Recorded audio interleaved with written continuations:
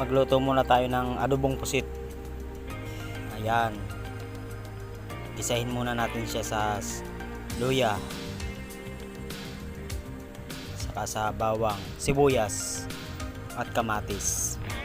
Para natin ang luto, para lagyan natin ng sili pampaanghang.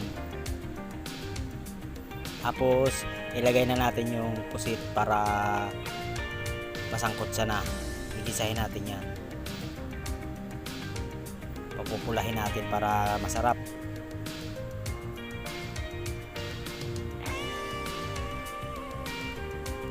Lagyan ng toyo para lumasa, para at pumula.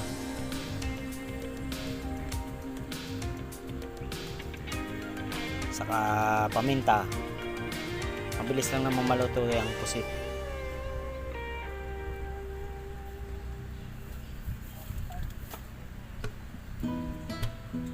Saka bitsin.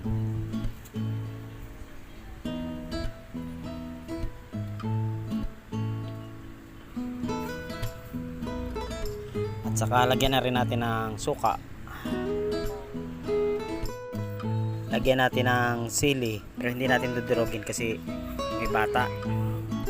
Ang ng bata. Yan, luluto tayo ng isda.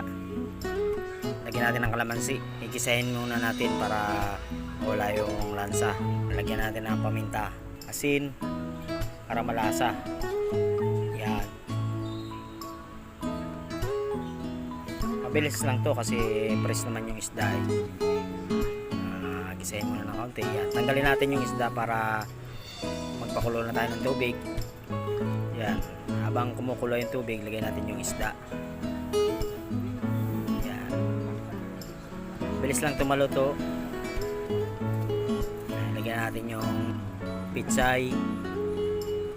Yan. Kulong-kulo na. Madali na maluto.